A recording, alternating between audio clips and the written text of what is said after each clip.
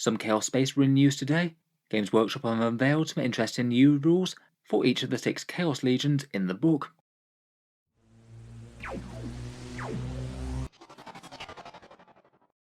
Hello and welcome back to Warspecs Tactics, where today we're talking more Chaos Space Marine previews.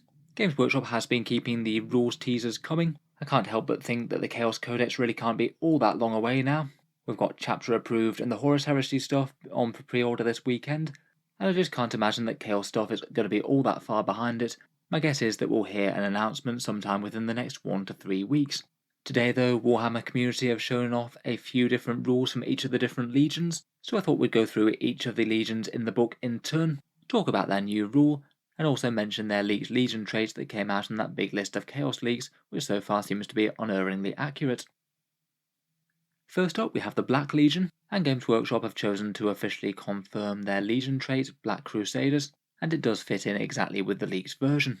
Previously, their legion trait was kind of just awful. It was +1 leadership and the ability to count rapid-fire weapons as assault weapons, which still led to a massive cut in damage, and rapid-fire weapons aren't actually all that common throughout the book anyway.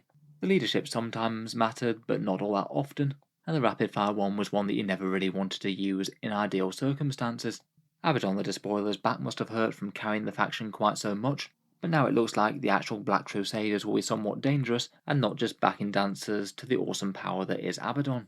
The Legion trait is kind of in 3 separate parts. First up, they get to ignore combat attrition modifiers, a small leadership boost which doesn't hurt I suppose. I guess that kind of shows that Chaos Space Marines won't be getting the and they shall know no fear thing from Space Marines, as otherwise there wouldn't be any point in having this as an additional rule. It does look like the leadership's been inflated across the board though, so most of the sergeants are leadership 9, and some of them are even leadership 10 for the veteran champions. It's the second bit which is a lot more exciting though, as it actually means that the Black Legion will do some more direct damage. First up, they get +1 to hit at range provided they're shooting at the closest unit, so basically a 25% damage boost. Sometimes it might be kind of annoying for your long range firepower. Do you shoot at a suboptimal target that's closer and get the damage boost, or do you shoot exactly what you want to and pass it up? But it's really going to come into its own for anything close range and dangerous. Maybe things like melter guns, obliterator weapons, Reaper chain cannons, things like that all might really like this. As well as that though, you also get +1 to hit on the charge, so a nice boost for getting stuck into the enemy, so their feared Terminator formations might hit a little bit harder here. Both of these are usually going to equate to a 25% damage increase for anything that hit on 3s already.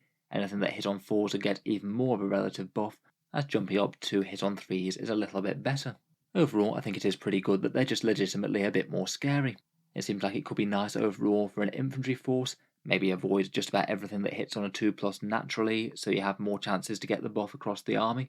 I guess to that end you could even have characters access this if they had Power Fists or Thunderhammers, so this could cancel out their -1 to hit. From the leaks it sounded like Abaddon would still be decently scary, and I think it sounds like it's good times for the Black Legion. They've actually got a Legion trait that genuinely does something, as opposed to the vast majority of the time doing absolutely nothing. Next up we have the Word Bearers, and GW have chosen to preview a Warlord trait for them called Exalted Possession. It looks like the Legion special rules are basically going to be reimagined versions of the ones that they got in the Charadon book and Psychic Awakening before that. Previously this trait was a fairly interesting one I thought. You gain Possessed and the Demon keyword, and you get +1 strength attacks and +1 move. It's a little cluster of character buffs that I think is rarely going to be a bad deal. The new version though looks even stronger. You do replace the Possessed keyword by a new Demonkin keyword. This one's going to be on things like Obliterators, Possessed Marines and Warp Talons I believe. The stat line buffs are even better, as well as the ones that you had before. You've got even a further pip of movement and +1 wound as well to keep you safer. And to cap it off you also gain a 4+ invul save as well, just in case the stat line buffs weren't enough already. Overall, as combat warlord traits go, this one looks absolutely phenomenal. It basically levels up your character all round, much tougher, faster and more dangerous. It's a really great combo. It doesn't look like there's anything that will prevent you taking this on a Demon Prince, and it sounds like it would be particularly scary there unless they've messed with their wounds characteristic. I guess you wouldn't want to take it up to 10 wounds if they happen to have gone up to 9. Still though, for Word Bearers fighty characters, I can see this one being a really easy one to take. Otherwise, their Leech Legion trait seems to be a massive improvement on the old one. Word Bearers previously only got reroll morale tests, plus a small buff to their summoning. And for Legion traits, this put them in strong contention with the Black Legion for one of the worst. though I did quite like some of the support options they got with their stratagems and things. Now though, again they're looking far more dangerous and a lot more attractive. They get to reroll hit rolls in melee, on the charge, or after having made a heroic intervention, a big buff to people who hit on weapon skill 3+. That's usually going to equate to a 33% damage increase, even more than the Black Legion one normally. They don't get any bonus to their shooting, but they do get a 5+ save against mortal wounds, very relevant in current 40k. Armies like Grey Knights, Thousand Sons and Tyranids just love to hoover up enemy models in the psychic phase. The Legion trait again is absolutely excellent, and it looks like it could combine great with the buffs and things that word bearers are likely to be able to put on Chaos Possessed. They've already got a meaty stat line, and they'll probably have Warlord traits, relics and stratagems that can make the Possessed hit even harder. Night Lords next, and a little preview for them is their stratagem in Midnight Clad. This one's a good one, though it is very similar to the one that they had before. It's a reactive -1 to hit for infantry in the enemy shooting phase, where if it makes sense for 1 command point they can be -1 to hit, and that can be really nice when you're targeting them with ballistic skill 4 weapons. It's good that it's still stuck around, although it arguably is slightly nerfed now as it doesn't apply to cultists. I guess a small nerf for your grunt objective holders. Otherwise, we talked about this in a previous video, but their Leech Legion trait is very interesting indeed.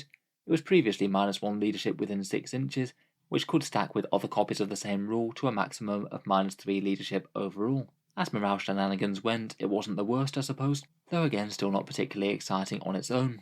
The new version amps up the leadership debuff, is instead -2 leadership and -1 combat attrition to units within 9 inches.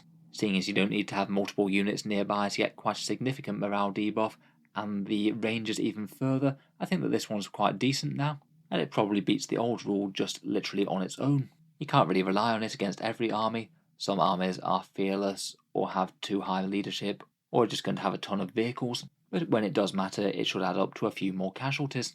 In addition to this though, they also get +1 to advance and charge, so it's easy to get into combat now. The +1 to advance and charge is quite nice for deep striking units, which is kind of a signature move of the Night Lords. If you have a command point reroll budgeted, then things like Raptors or Warp Talons should make it into combat 2/3 of the time out of deep strike. In addition, for the morale debuff, there's a rumoured assault doctrine for them that would give them +1 to wound against leadership 6 or below. That means that just about anything in the game that's currently on leadership 8 would typically be +1 to wound when they get to their assault doctrine, and that's quite a nice way of converting leadership debuffs into direct damage. Raptors and a few other things are rumoured to keep their -1 leadership debuff, and that could mean that Night Lords will be wounding the vast majority of things that they go up in combat on +1 to wound at that point. Next up we have the Iron Warriors, and they've interestingly chosen to preview a secondary objective here called Masters of Demolition. I'm going to guess that this one's going to be out in the chapter approved book, which is going to go on pre-order this weekend.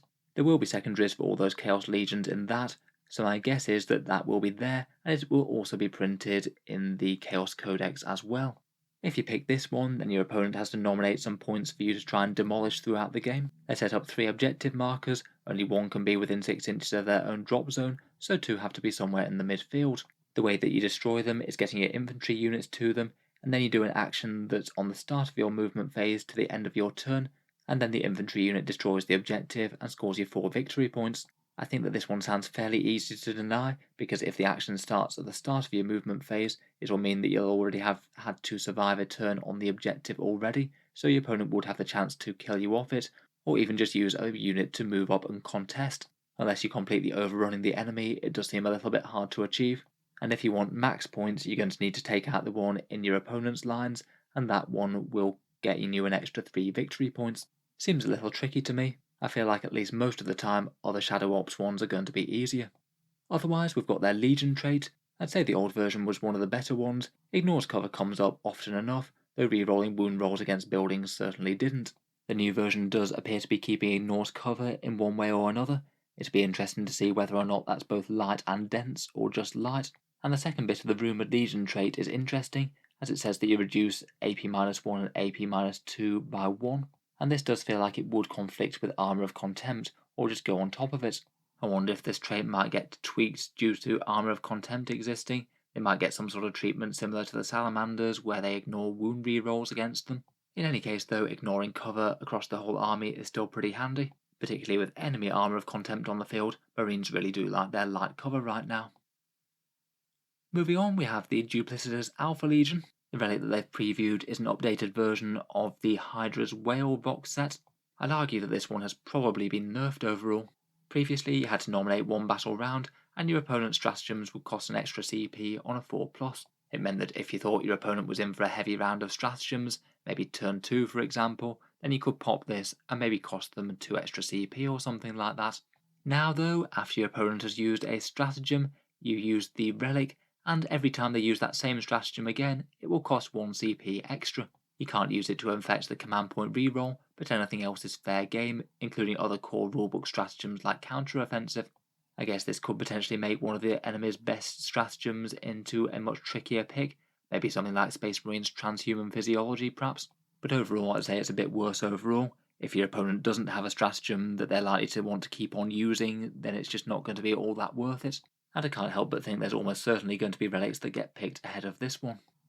As for their Legion trait, the old one was -1 to hit army-wide at greater than 12 inches away. The new versions maybe had a slight side grade. Most of your units get the same thing, but it's only 18 inches now for units that have got 10 or more wounds. But they also gained a couple of helpful fall back things. They can fall back and charge, and fall back and do actions as well. It does just feel a bit of a slightly confused Legion trait in my opinion. It seems to want to do 2 different things, first keep away and buff shooting things, but then the other bits of it are if you happen to get locked up in combat. The -1 to hit thing still is pretty nice for defense at range though, I suppose. I feel like the Alpha Legion's strength is likely to come from their gamey stratagems and things, and that might be the biggest draw to them. Finally, we come to the Emperor's Children, and Games Workshop have shown off their Warlord trait Unbound Arrogance, which as best I can tell has not changed at all from the previous incarnation. This one's the one where both you and your opponent have a dice and hide it. You pick a number between 1 to 3, and you reveal them at the same time. If the dice have the same number on them, nothing happens, but if they're a different number than the one that you picked, you gain this many attacks. It's kind of a little mini game which gives you a decent attacks boost but a bit unreliably. Typically the thinking would be that your opponent will pick 3 to stop you getting the maximum amount of attacks, so you'd usually want to pick 2 to guarantee that you get those, but there's definitely room for a bit of mind games there. I guess your opponent might pick 2, thinking that you might go down that strategy. If it was something just like +2 attacks, then it wouldn't actually be that bad, but because it's kind of unreliable, it makes it a bit more questionable for me. Certainly a lot worse than that Word Bearer's trait, which gave you 1 extra attack, plus a massive amount of other fun stuff. Their Liege Legion trait has also seen some big improvements as well.